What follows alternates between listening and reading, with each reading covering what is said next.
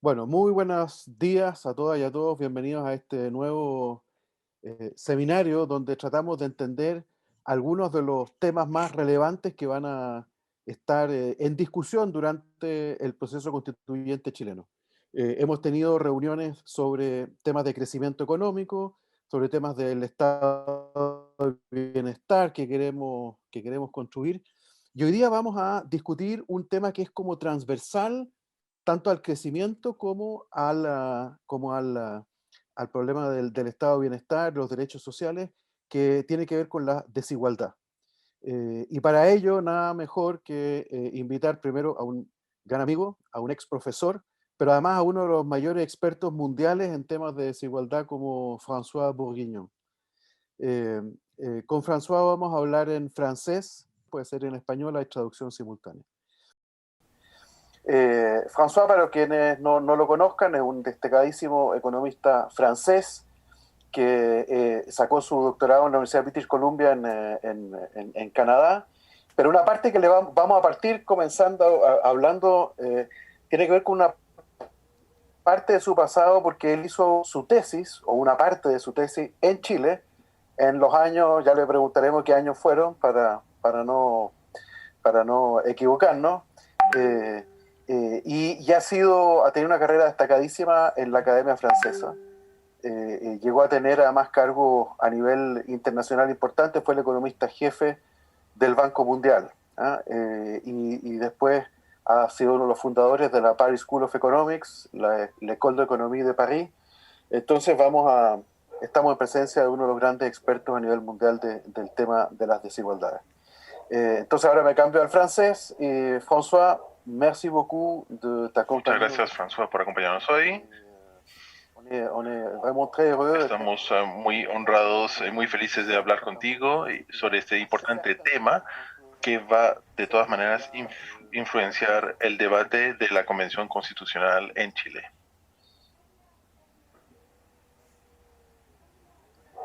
Écoute, merci beaucoup pour l'invitation. Muchas gracias por esta presentación. Es un placer de estar en conversación sobre esta importante elección y este importante evento en Chile, que es esa Asamblea Constituyente. Entonces, muchas gracias nuevamente y a tu disposición. François, ¿puedes contarnos un poquito cómo fue tu estadía en Chile en los años 70 o fin de 60, comienzos de 60, para hacer tu tesis? ¿Qué nos puedes contar de cuando hiciste tu tesis en Chile? No era para hacer mi tesis en ese tiempo. En el marco, teníamos en Francia en la época un servicio militar y podíamos, en algunos casos, optar a lo que llamamos la cooperación técnica. Y es en ese título que fui enviado como experto cuando recién salía de la escuela de estadística y tenía un máster en matemática y salía recién de la universidad, la Escuela de Estadística en París, y fui enviado como experto y estaba en el Centro de Estudio de Estadística, CEDEM, en la Universidad de Chile, y ahí me pidieron trabajar sobre un estudio que era uno de los primeros estudios sobre la distribución de los ingresos en Chile. Fue mi primera publicación y fue un estudio que estaba basado sobre los registros de seguridad social en Chile. Creo que fue uno de los primeros estudios de distribución en la cual hablábamos de GDI y todas esas cosas. Y tengo un recuerdo memorable. Estaba ahí en 68, 69 y me fui en 70. Justo en el momento, justo antes de la elección de Allende. Luego mis amigos chilenos que estaban en su mayoría en el gobierno o cercanos al gobierno me pidieron volver, y lo que yo había decidido hacer después de hacer mi doctorado en economía en Canadá, pero luego llegó el golpe de Estado y fue algo que no fue posible. Eso fue mi aventura con Chile, pero guardo un recuerdo memorable y cada vez que vuelvo a Chile siempre es con una gran alegría. Es un país formidable.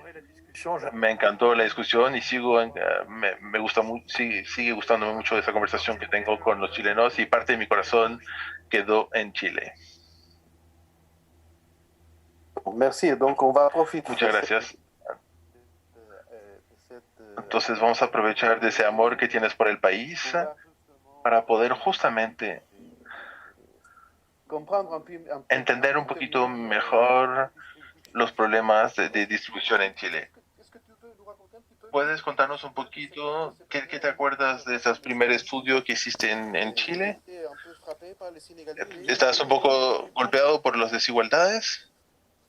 Je m'en souviens très mal parce Me acuerdo muy mal porque ahora miro ese estudio, o lo que me acuerdo de ese estudio, con la mirada un poco más del tiempo, y era algo que era muy enmarcado hacia un lado, porque trabajando sobre el registro de seguridad social solo teníamos una parte de la población, teníamos la parte formal de la población y tenemos la información que era individual, no tenemos información sobre los hogares, entonces no sabíamos los tamaños de las familias, cantidad de niños. En relación a lo que somos capaces de hacer hoy en día, en relación con los hogares que empezaron en América Latina como a mitades de los años 70, que sea en Brasil, Colombia, Venezuela, que fueron los primeros, fue en mediados del año 70, y lo que podemos hacer con estas encuestas con los hogares era sin comparación para apreciar realmente la desigualdad. Era más un ejercicio estadístico sobre la base de datos que había disponible en ese momento. ¿Había muchas desigualdades en relación a otros países? La respuesta es sí. Pero nuevamente mis recuerdos son muy lejanos para poder contestar con precisión, y busqué ese documento original no hace mucho y no he logrado encontrarlo. Pues fue hace muchísimo tiempo y lo siento mucho. Quizás está en algún archivo en algún lado, se puede encontrar, pero para mí no fue posible.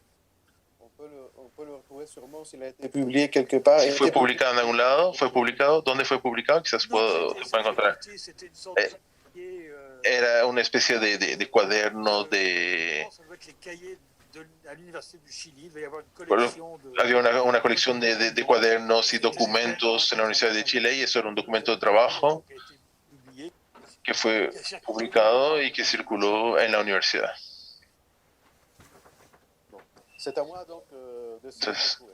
Entonces me toca a mí intentar encontrarlo, exactamente. Voy a intentar encontrarlo. Entonces, el problema de desigualdad es un problema mundial hoy en día, y Chile tiene sus problemas de desigualdades. Y cuando medimos con coeficientes de Gini tradicionales, hubieron algunas mejoras desde los últimos 10-15 años, y que fue algo bastante expandido en el continente, o por lo menos en América Latina muestra una cierta mejora, quizás un poco en todas partes, quizás conectada justamente al precio, a la subida de los precios de los commodities,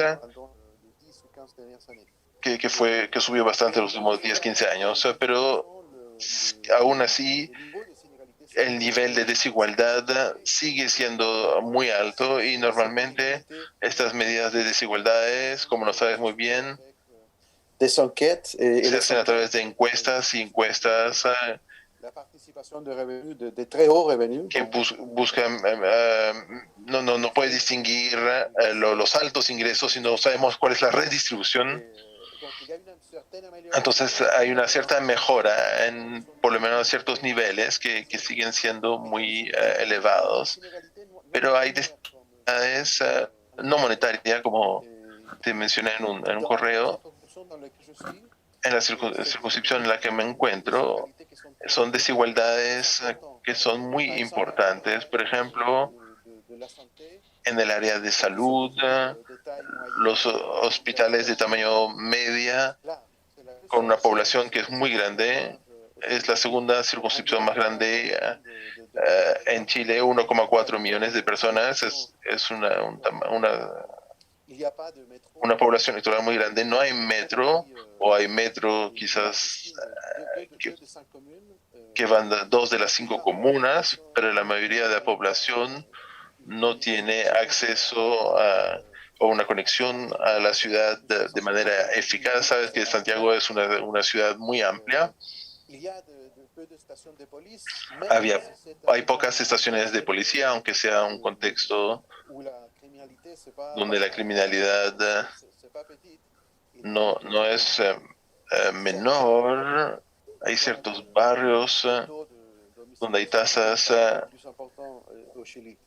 de violencia que son lo más importante en Chile. Hay una falta de áreas verdes y de parques, que es muy importante.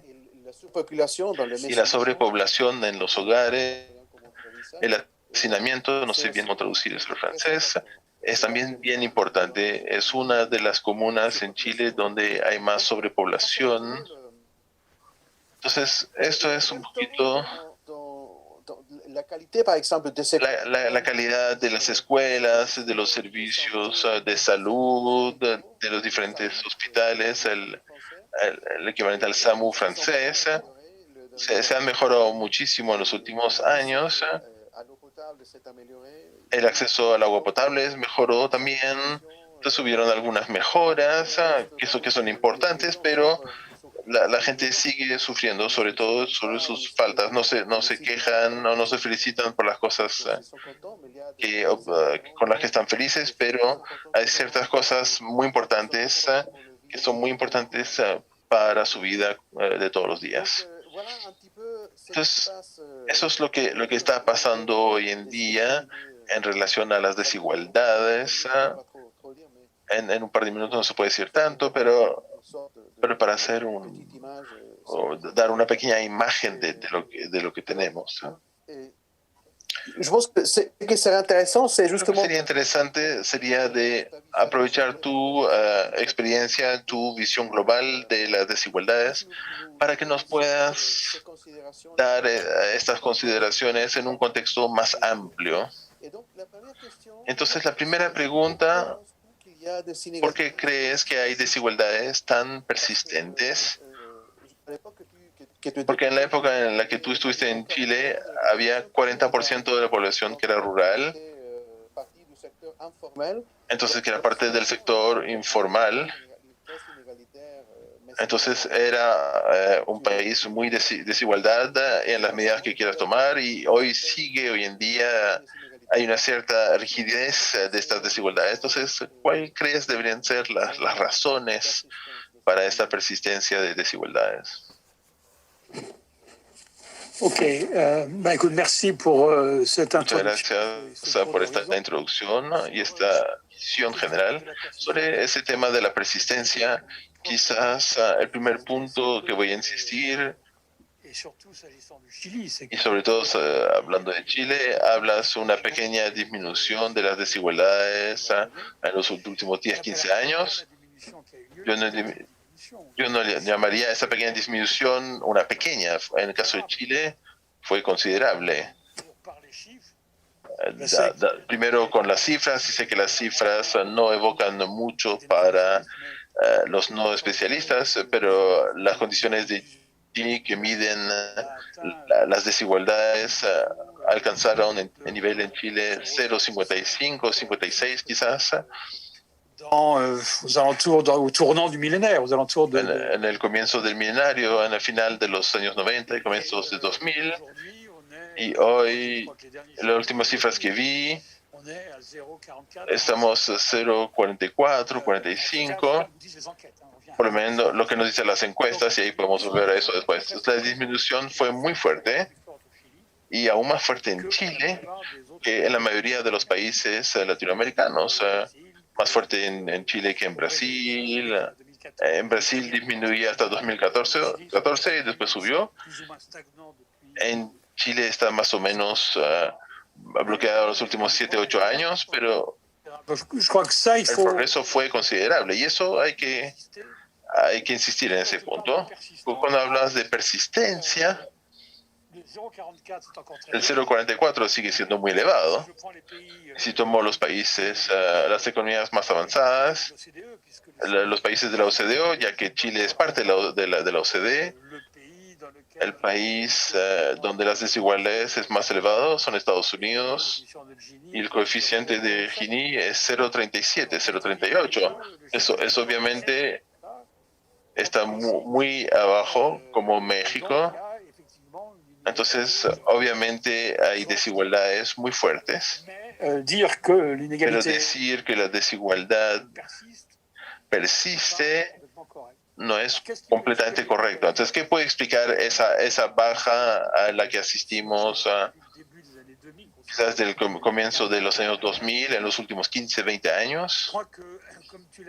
Creo que como lo mencionaste, no creo que sea el precio de la materia prima, sino que el precio de las materias primas durante los años 2000 fueron muy elevados y eso generó un crecimiento económico muy rápido y en un crecimiento rápido el empleo crece, los salarios crecen más rápido también y eso tiene un impacto considerable sobre las desigualdades. Además, está el fenómeno de redistribución, que también es un fenómeno importante, y Chile fue uno de los países faros en redistribución con sus programas iniciales de Chile Solidario. No me acuerdo cuál es el nombre que tiene hoy en día del programa. Y eso tuvo un rol importante. Y en los trabajos que mencionabas antes, atribuyen 20% de la disminución de las desigualdades a estos programas de transferencia en especie condicional. Me estoy ahogando. Voy a tomar.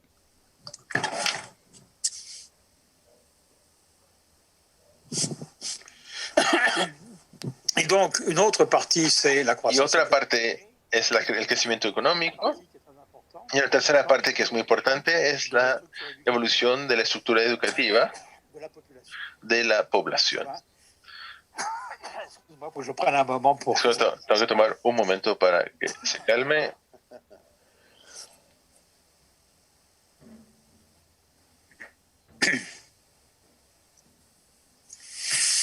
Bon, ça c'est. Je vais peut-être parler un petit peu plus doucement. Quizás voy a hablar más lento y.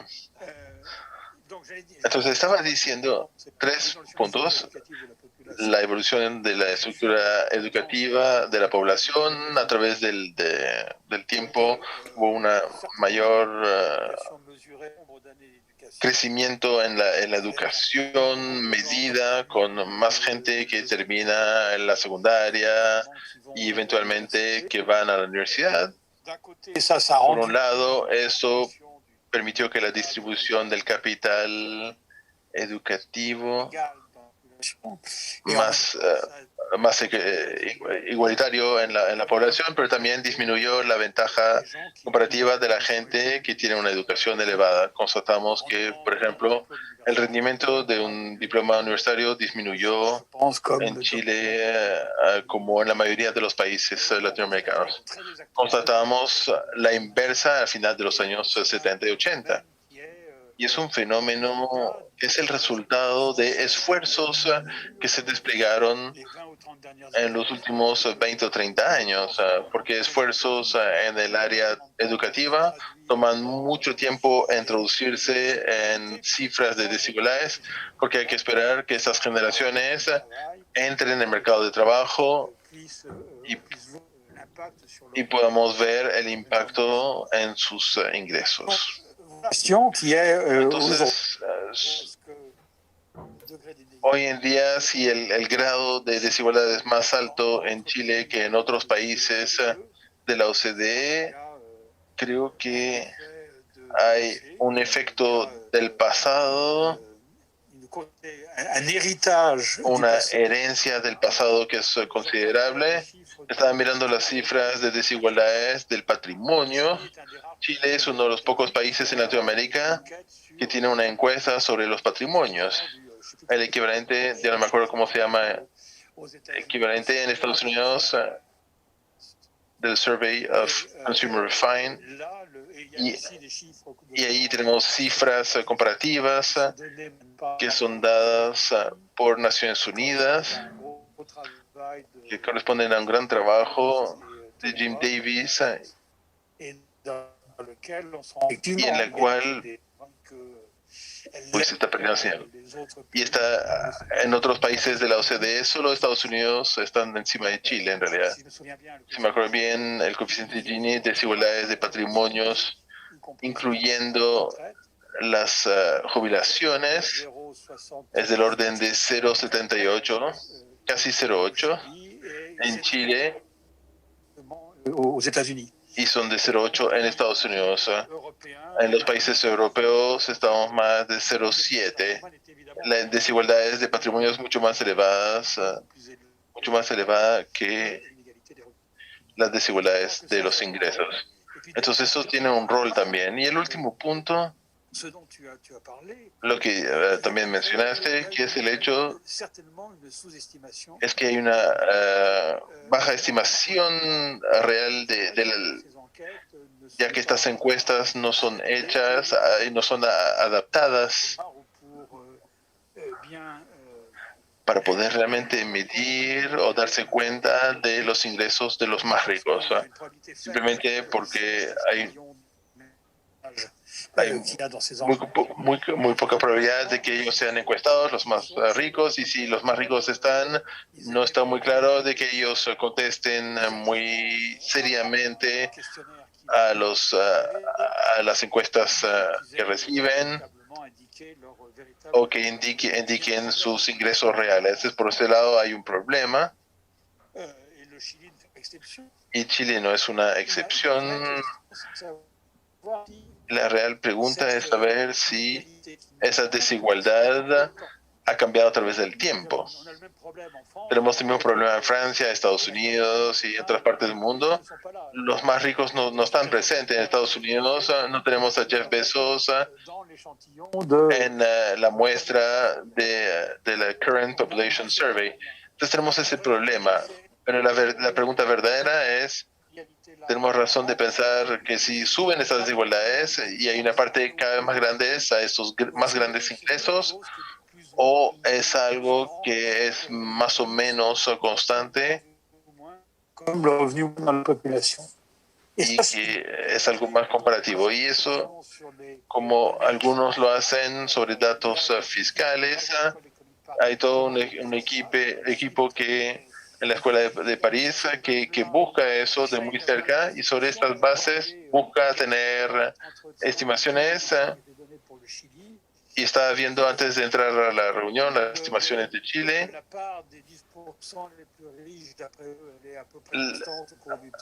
La base de los más ricos, 10%, es más o menos la misma, y es lo que es muy molesto, es que la cifra que dan para el 50% más pobre es completamente irrealista. Entonces, un poco de duda sobre esta base de datos, pero cuando tomamos la parte de arriba de la distribución, no sentimos grandes diferencias, pero hay otro elemento que vamos a poder o que podemos tomar en cuenta, de datos más macroeconómicos, de cuando miramos cómo evoluciona la parte de los ingresos en el PIB y la parte de la capital, o más bien de los ingresos de propiedad,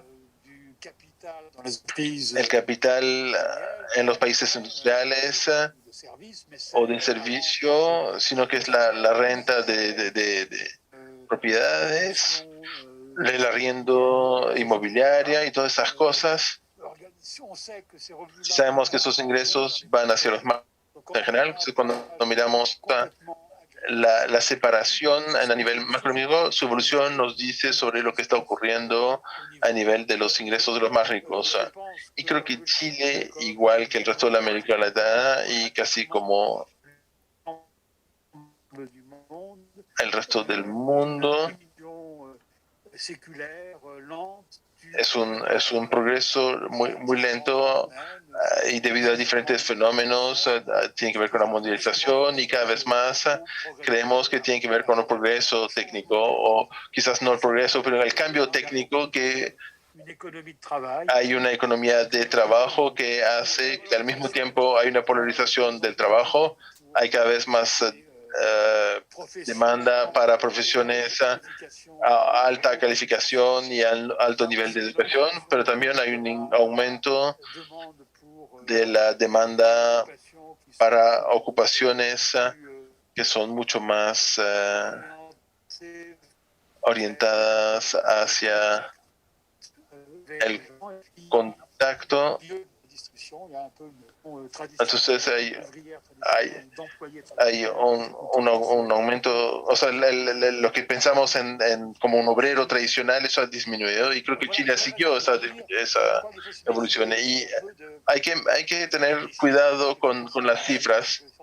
Solo mencioné esos datos de Gini y otros y quizás fui muy rápido. Hay que tener un poco de cuidado con esos datos precisos. Para mí, analizar las desigualdades es analizar diferentes aspectos que son observables con diferentes bases de datos. Hay encuestas por un lado, tenemos impuestos por otro lado, tenemos los datos macroeconómicos como un tercero, tenemos distribución de salarios. Creo que es ese conjunto de datos que hay que mirar y hacerse una idea de lo que está ocurriendo, confrontando estas diferentes fuentes y viendo si van en la misma dirección o convergentes o si hay diferencias marcadas. Y a mi parecer que la constatación que puede ser en caso de Chile es más, en los últimos años, es más una constatación favorable. Entonces, es bastante contradictorio y voy a darte de vuelta la palabra porque, de cierta manera, la percepción de las desigualdades, ella subió. Y nuevamente, no quiero decir que Chile sea una excepción. Es algo que observamos en todas partes, aún en Europa. Es completamente verdadero que las cosas han aumentado, pero hay un sentimiento descreciente de contento de la población y quizás ya he hablado demasiado y te dejo nuevamente la palabra. No, éventuellement, par exemple, je reviens sur Vuelvo quizás sobre mi pregunta sobre la persistencia de las desigualdades. Eventualmente es un problema de anticiparse. Cuando ves la evolución de los coeficientes de Gini, una patente, ¿cómo dice ça? Una patent. Un brevet. Gini tendría que haber pedido una patente para su nombre Gini, pero la evolución de Gini en los países europeos antes de la guerra era bastante elevado. Entonces hubo una reducción de las desigualdades conectada quizás o a la guerra o la amenaza soviética, pero hubo un cambio que fue bastante rápido y en ese sentido digo que hay una cierta persistencia. Eventualmente, como no hay guerra y no queremos tener guerra, obviamente, eventualmente hay que esperarse a una cierta disminución más lenta de las desigualdades en Chile y en Latinoamérica en general en relación a las desigualdades de Europa de los años 30-40. Ta remarque est tout à fait judicieuse. Tu comentario es muy juicioso y es una pregunta que me he hecho a mí también. Creo que la gran diferencia entre Europa continental, en vez de hablar todo de Europa, más bien de Europa del oeste y Europa del norte, lo que ocurrió primero, hubo la crisis de los años 30, que finalmente llegó a la guerra, y un poquito antes de la guerra Para muchos gobiernos, o sea, muchos gobiernos se dieron cuenta que la desigualdad era muy fuerte. La presión política de la izquierda y de una izquierda revolucionaria era muy fuerte. Y era necesario de redistribuir de una manera sensible y significativa. Y eso había comenzado hace mucho tiempo. Las primeras medidas sociales llegan a Bismarck en el siglo XIX. La presión del proletariado. Habían sentido que la presión del proletariado era tan importante que había que buscar mejorar el estado de los obreros, digamos. Y después de la crisis de los años 30 se aceleraron, en particular en el caso de Francia, tuvimos el gobierno de Frente Popular, que era la izquierda que llegaba al poder por primera vez desde hace mucho tiempo, y con medidas considerables. Muchos de las dominantes del sistema de seguridad social francés o de asistencia francesa llegan al Frente Popular, y luego tuvimos la guerra, y al final de la guerra la mayoría de los gobiernos apoyaron ese tipo de reformas. Pero hay otra cosa que ocurrió también. El progreso no fue únicamente una redistribución. El progreso también fue en la distribución previa, antes de la redistribución de los ingresos primarios, porque hay que darse cuenta que 45 y 75 tuvimos 30 años de crecimiento sin descontinuar, a tasas de por lo menos 5% todos los años, con una población que crecía, pero no muy rápidamente. Y cuando intento comparar a América Latina, esos 30 años de crecimientos rápidos permitieron el sector informal, permitió de eliminar el sector no formal. Tuvimos un movimiento de masa del sector agrícola hacia los empleos industriales y luego hacia empleos del servicio.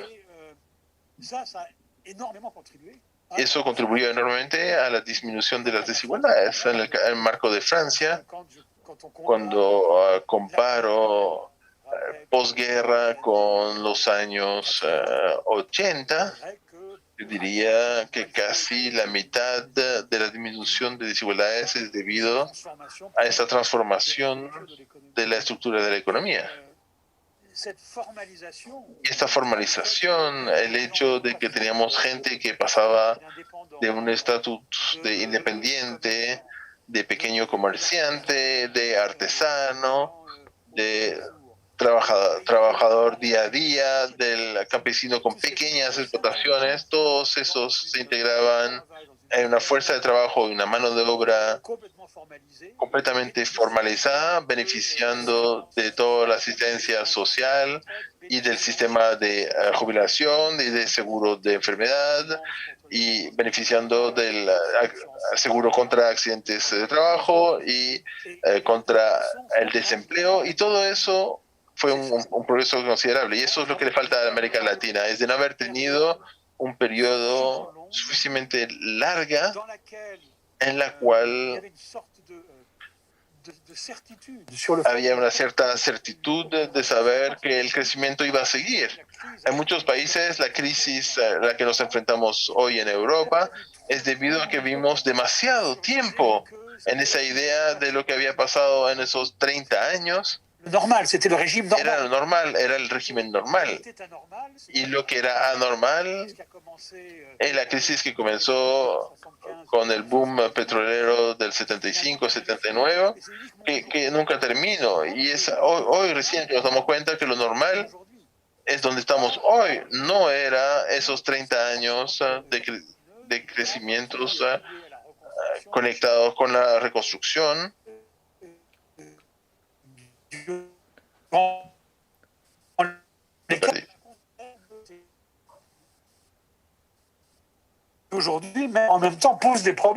Hoy en día también es un problema, porque no podemos mantener un sistema de ese tipo. Y creo que eso es la gran diferencia que podemos tener.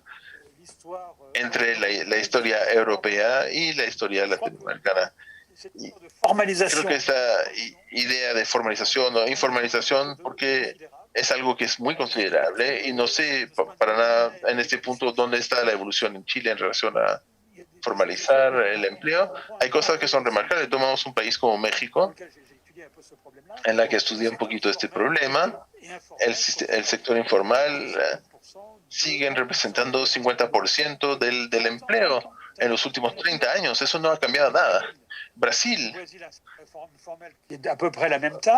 tiene el mismo tamaño de población formal. El sector informal bajó en Brasil y tiene que ver con la disminución de Brasil, de desigualdades en Brasil. En 2015 llegamos nuevamente en un periodo de recesión, de crecimiento económico, y el sector informal vuelve a aumentar rápidamente. Y creo que ahí es algo fundamental en las estructuras de la economía y en lo que llamas la persistencia, justamente, es un elemento muy importante. Mencionaste dos tipos de factores. Utilizaste de los años 70, 60, 70, estructurales. Uno es la estructura productiva. Hablaste de esta migración del sector agrícola hacia el sector industrial en Francia. Y hay un país como Chile, el problema que tiene es que no hay un sector industrial importante. En la época en la que estabas había, porque era una economía muy cerrada, pero hoy en las condiciones actuales, tener un acceso a todas las tecnologías que necesitaríamos, porque no los producimos. Entonces hay que tener realmente una economía abierta. Y eso es un problema, porque es una economía que está muy concentrada en la producción de recursos naturales, entonces no hay una industrialización. Entonces una de las preguntas es, según tú, ¿cuánto de esas desigualdades en Chile están conectadas a una estructura productiva que no logramos evolucionar tan rápidamente? Y ha cambiado. En la época en la que estabas aquí, el cobre representaba, no sé cuánto era en los años 70, en los años 60, pero en los años 70 era 80% de las exportaciones y hoy en día ya ha reducido mucho, es como 50%, entonces todavía hay un problema ahí. ¿Tú crees que la estructura productiva es algo que tenemos que colocar en la juguera, en este mix? No sé si me escuchas. Lo perdimos.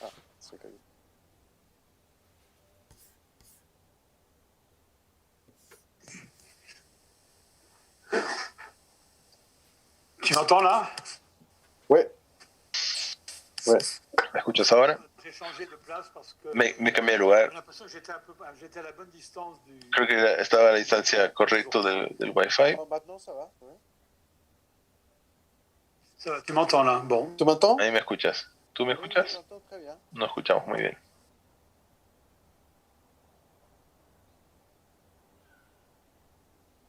Mais pas suffisamment. Donc là, ça devrait aller un petit peu mieux ici. Aquí debería funcionar un poquito mejor. Entonces, decías, entendí muy bien.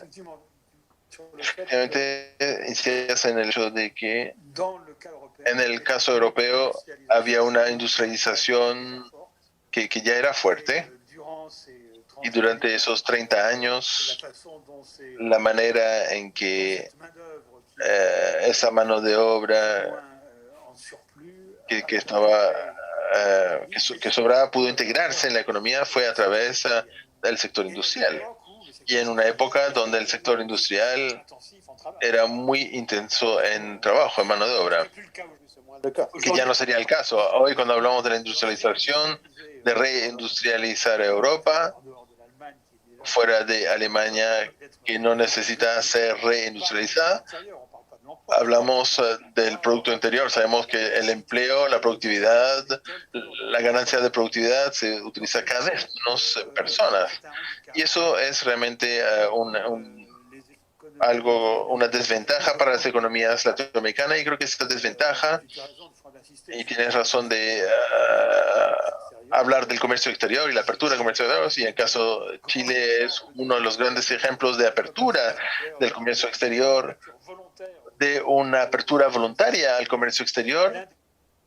Uno de los otros problemas es toda una serie de actividades industriales que eran posibles en el marco latinoamericano y que finalmente migró y fue exportado a Asia, y hay poca probabilidad de que esto vuelva. Entonces, ¿qué significa eso? Significa que hay que hacer con otros sectores, hay que trabajar con otros sectores. Cuando hablas de recursos naturales, en el caso de Chile, los recursos naturales en los que pensamos es el cobre. Efectivamente, la creación de empleo a través del cobre no es considerable. Hay otros sectores que son más intensos en trabajo. Maintenant, il y a des emplois. Quedó pegado.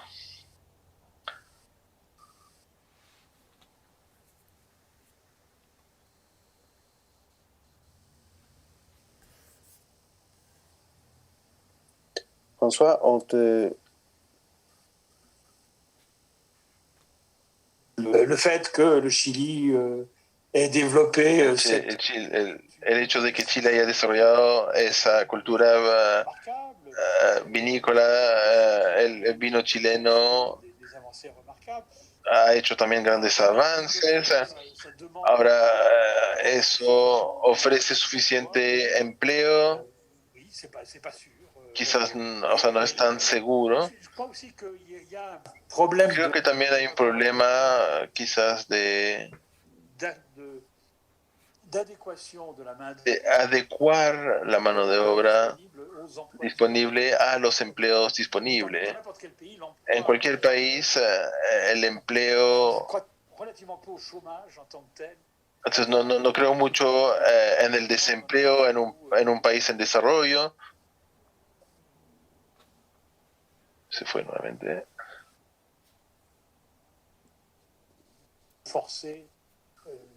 Lorsque quelqu'un perd son emploi, que hace cuando alguien pierde su empleo, tiene algo sobre el que puede vivir durante algún tiempo, pero no permite a gente que no tiene empleos de trabajar, de vivir tanto tiempo. En esas condiciones, el problema es el tipo de empleo que va a obtener, el tipo de empleo formal que falta. Y entonces ahí hay una pregunta que debemos hacernos sobre las incitaciones que tenemos hacia la informalidad en el sistema fiscal o en el sistema de prestación social, de cotización social, etc. El costo de la formalidad quizás no es demasiado elevado, y en estas condiciones permitimos o dejamos que se desarrolle pequeñas unidades de producción que son poco productivas y por lo tanto no pueden pagar salarios muy elevados, y al mismo tiempo son empleos que son completamente aislados en relación o no tienen las mismas ventajas. Aprovecho para hacerte una pregunta sobre esto. Aquí tenemos un sistema de pensión que es muy basado en la capitalización individual. Tenemos un fondo de pensión. Entonces, en relación a la informalidad, es divertido porque los trabajadores independientes, hasta hace muy poco tiempo, no estaban obligados de contribuir. Ese es el primer elemento. Entonces, el segundo elemento es que, según la derecha, dado de que hay una propiedad sobre sobre este ahorro, no era exactamente un impuesto y por tanto no era considerado como un costo de la formalización, lo que es un poco raro porque un tercio de la fuerza de trabajo chilena que es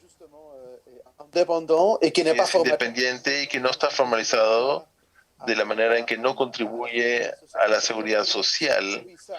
Eso es un poco extraño porque hay un costo de la formalidad que es muy elevado, porque es 10% de los salarios que hay que poner en el fondo de pensión,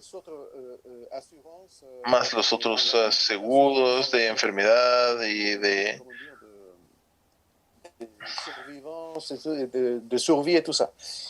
sobrevivencia, etcétera. Entonces ahí hay un problema.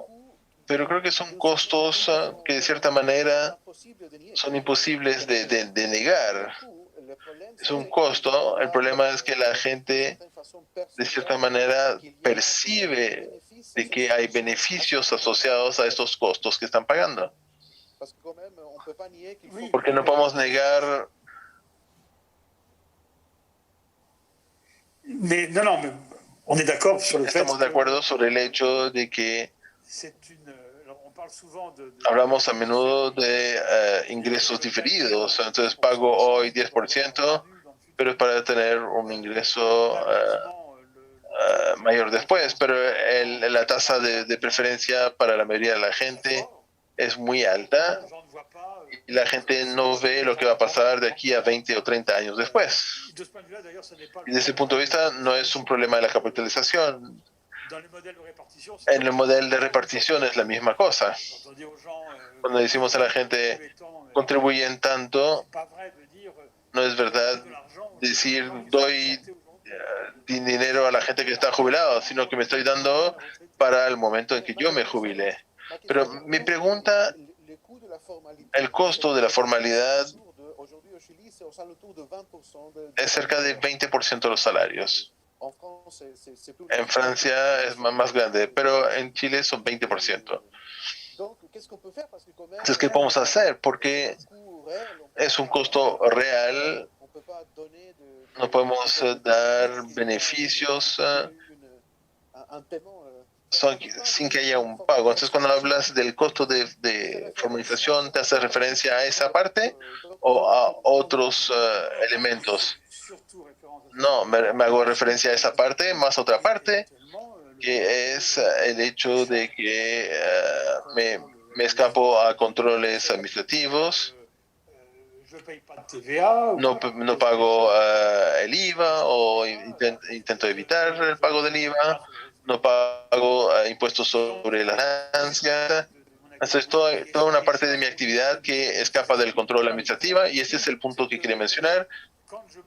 Cuando hablo de la experiencia europea, al mismo tiempo que existe este crecimiento rápido, hay un desarrollo del aparato administrativo que es excesivamente performante. Entonces hay un buen rendimiento y permite que todos sean controlados. Hoy tenemos mucha gente que son independientes y tenemos un estatus que llamamos de autoemprendedor, que hace que cualquiera puede declararse mañana independiente.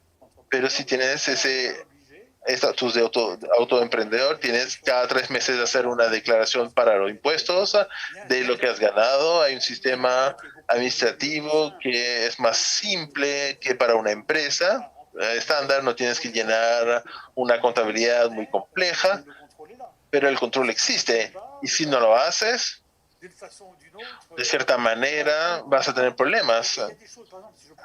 Si tomo el caso del IVA. El IVA es un impuesto que es muy interesante porque tienes un crédito de impuesto que es el impuesto que pagaste, el IVA que pagaste sobre todo los inputs que tuviste sobre el material o equipo que pudiste comprar. Y si no haces una declaración de IVA, no tienes derecho a este crédito de impuesto. Entonces se incita a formalizarse solo porque vamos a economizar sobre el precio de las cosas que voy a comprar. Ese tipo de cosas necesita, por un lado, una administración que cubra todo eso, pero implica de encontrar cosas que incentiven para las pequeñas empresas para que se declaren, o que implique de ejercer una disciplina más fuerte, pero hay que tener la capacidad para poder hacer eso. Y creo que es uno de los problemas que encontramos en América Latina. En Chile, la tasa de informalidad de empleos informal, según el INE, Instituto Nacional de Estadística, es cerca del 25%. No es mucho en realidad, no es demasiado. No, está muy bien. Es mucho mejor que la mayoría de los otros países. Pero es lo que se espera también, porque a través del tiempo, desde los últimos 30 años, Chile ha crecido mucho más que muchos otros países. Entonces se modernizó en el sentido administrativo mucho más que los otros países, pero sigue siendo importante. Me gustaría hacerte 3 preguntas más. Tenemos 1 hora, entonces si podemos intentar preguntas más precisas y respuestas más precisas. Uno es el rol del empleo de las mujeres, porque el empleo femenino en Chile tenía una participación que era muy baja. Creció mucho en América Latina en los últimos años y es un empleo que permite ayudar a la población más pobre. Entonces, cuando la tasa de participación de mujeres en primer quintil es mucho menor que el porcentaje de participación en el quintil más alto. Entonces, ¿qué crees que debemos hacer para darle a la participación de las mujeres ventajas que sean diferentes para que las mujeres del primer y segundo quintil puedan integrarse al mercado de trabajo? Y quiero conectar eso al estado de providencia, porque de cuidado familiar, de protección de enfants. Elementos de cuidado familiar, donde las mujeres cuidan a sus familias y en general cuidan a los niños, cuidan a las personas de tercera edad también. Entonces, ¿cómo crees que podríamos mezclar parte del estado de providencia con incentivar a las mujeres del primero y segundo quintil para que tengan un trabajo formal? Creo que ahí entonces hay algo que tenemos que desarrollar. Creo que ahí conectamos con un punto que mencionas al comienzo, que son las desigualdades territoriales y el hecho de que tengas comunidades en las cuales hay pocos servicios públicos y otras comunidades donde hay más. Y es una dimensión de desigualdad que es muy fuerte y constatamos que son las comunidades de bajos ingresos donde hay menos servicios públicos. Entonces hay una exacerbación de las desigualdades iniciales a través de la segregación geográfica. Y en el servicio público, el cuidado de los niños, lo que llamamos diferentes nombres, nurseries o pueden ser los jardines infantiles, pero diferentes nombres. Pero en el caso europeo, uno de los factores que jugó mucho, hay 2 factores importantes en la aumentación de participación femenina. Por un lado, la puesta en disposición de jardines públicos subvencionados por el gobierno y eventualmente con el costo del jardín dependiendo del ingreso de los padres. Entonces hay una subvención a los bajos ingresos a través de las jardines. El segundo, luego está las escuelas, los kindergartens preescolares que también públicos, y permitió a muchas mujeres y también a muchos hombres de poder tener hijos que son tomados a cargo. Volvemos con el tema de los problemas del empleo femenino y la conexión entre el empleo femenino y el estado de providencia. Entonces, lo que estaba diciendo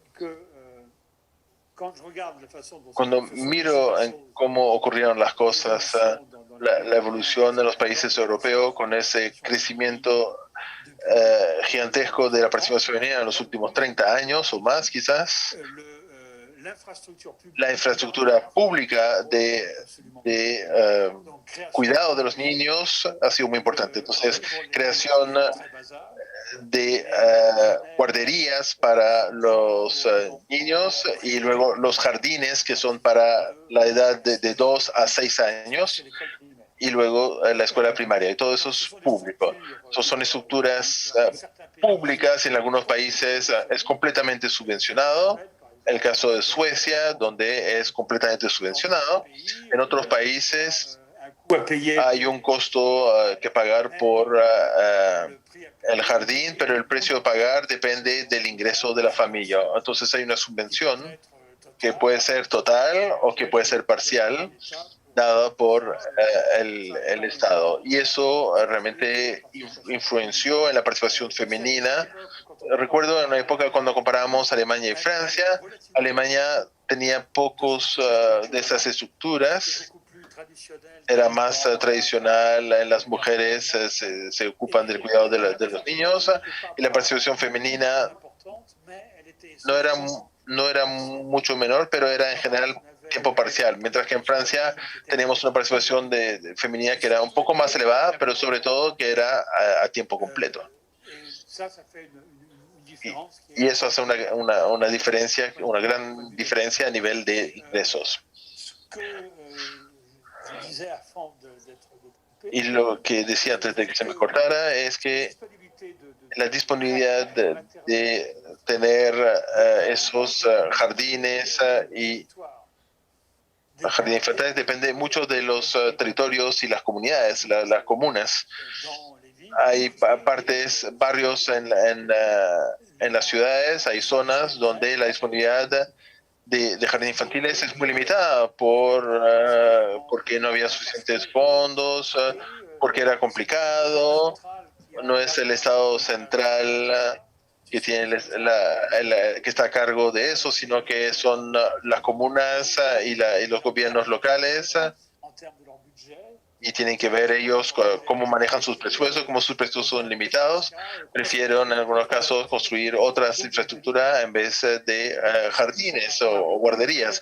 Y eso tuvo un rol para las municipalidades, tienen ya que reciben menos impuestos o menos ingresos a través de la fiscalidad local, es ahí donde vemos el menos cantidad de guarderías. Y eso es un círculo vicioso de la pobreza ahí, que se conecta con lo que decías al comienzo cuando hablabas de tu propia circunscripción,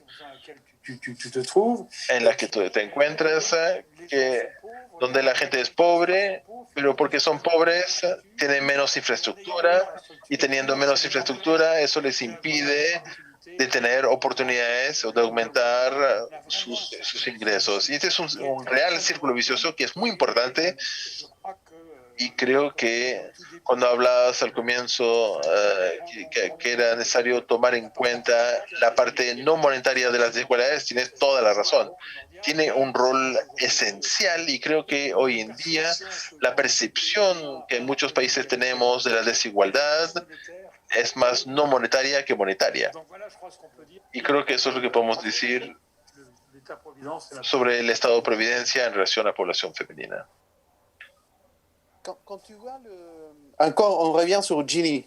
Volviendo al tema de Gini, cuando miramos el Gini según la OCDE, tienes el Gini antes de la acción del Estado y de impuestos, y Chile, tenemos antes y después. Y en Chile, la OCDE, antes de la acción del Estado, el Gini chileno no es muy diferente del Gini.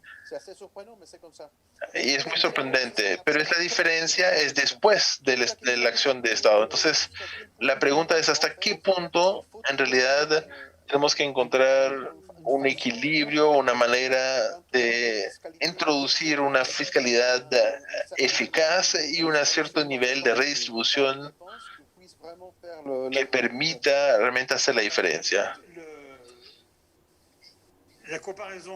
La comparación que acabas de hacer es correcta cuando miramos las cifras, pero hay un problema de fondo. La comparabilidad de estas cifras no es posible y el problema viene justamente de un punto que mencionabas antes, viene de las jubilaciones. Cuando tomas los países de la OCDE, fue un tema de debate de los países de la OCDE que tienen hace 20 o 30 años. Y por una razón que no entiendo bien, nunca quisieron cambiar esas cosas. Para ellos, cuando estamos en un país en que hay un sistema de jubilación por repartición, la jubilación es una transferencia de parte del Estado. Entonces tomo el sistema de seguridad social en Estados Unidos, toda la parte de jubilación que no es por capitalización, que es por repartición pura. La OCDE considera que cuando una persona recibe una jubilación de la Social Security, es una transferencia que les hace el Estado. En el caso de Francia, en todo el sistema es por repartición. La OCDE considera que los jubilados antes de intervención del Estado tienen cero, no tienen ingresos. Entonces, obviamente, la desigualdad antes de impuesto es considerable y el impacto de la intervención del Estado es gigantesca. Pero si dices, no, vamos a considerar que las jubilaciones son como en Chile, un ingreso de un capital que fue acumulado a través del tiempo y ya no es una transferencia del Estado, sino que es el rendimiento de ese capital, las cosas cambian completamente. Entonces, tu comentario es muy correcta, pero yo diría que la diferencia viene de la intervención del Estado, viene sobre todo del hecho de que las pensiones por repartición son consideradas como una transferencia y entonces da un rol considerable al Estado. Y es por eso que cuando comparamos Inglaterra y la capitalización es más fuerte que en Europa continental, siempre tenemos problemas para comparar.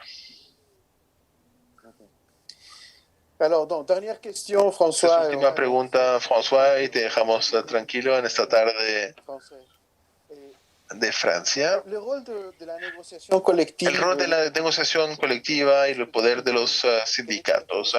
¿Cuál es tu reflexión en relación a las desigualdades?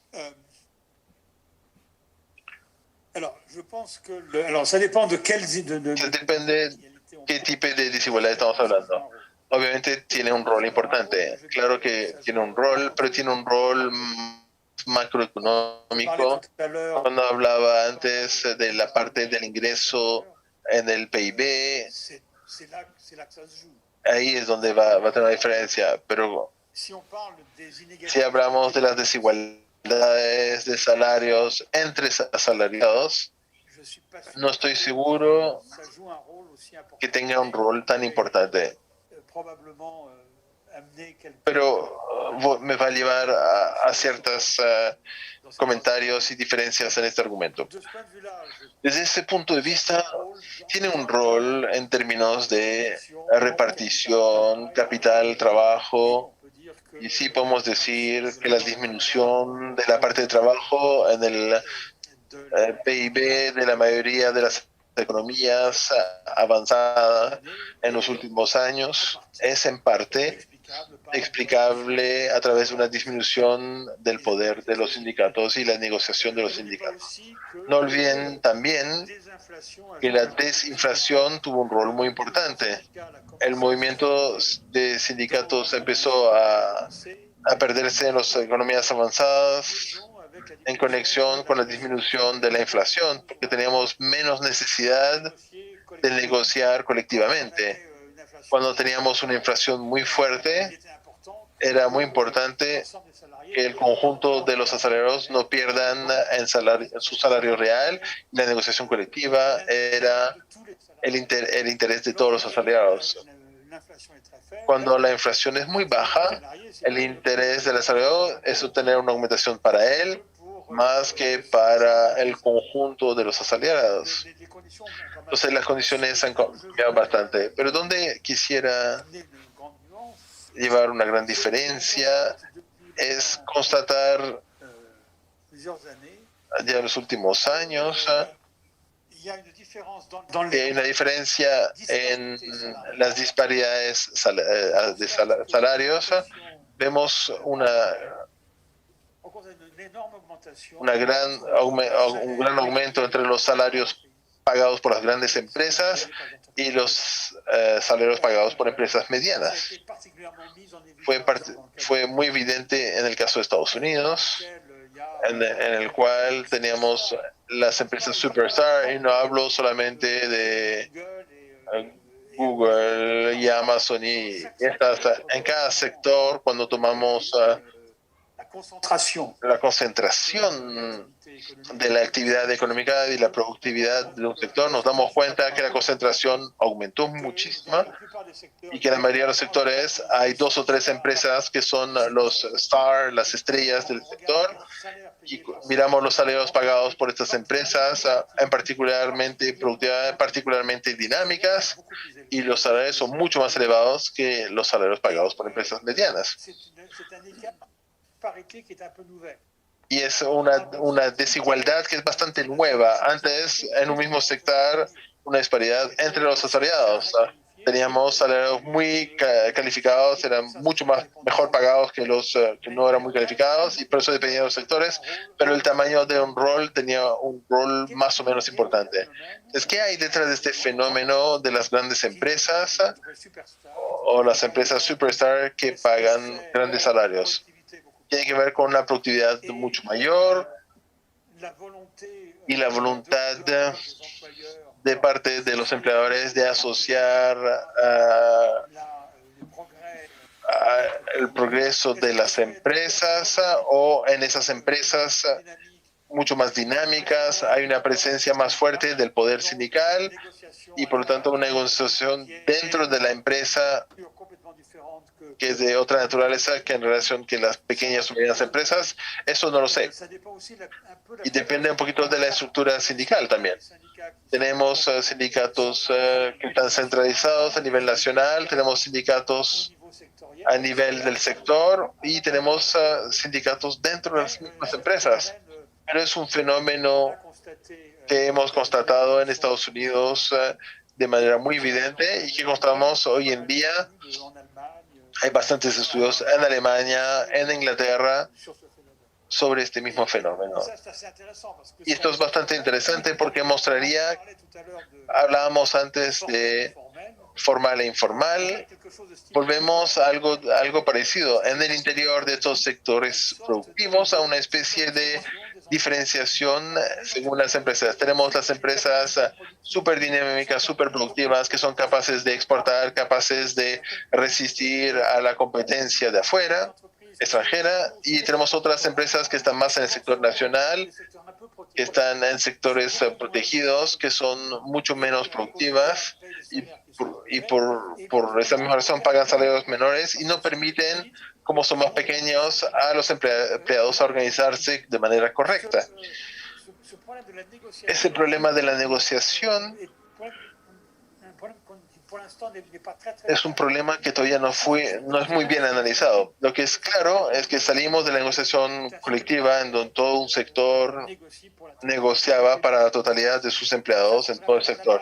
Y eso es cierto, hasta en Alemania constatamos que había negociaciones que eran muy fuertes en Alemania por sectores. Nos constatamos que las grandes empresas en el sector automóvil, es muy evidente, pagan mucho mejor a todos los niveles. Cualquier empleo que en sectores que son productores de partes del sector de equipos o piezas del sector automóvil.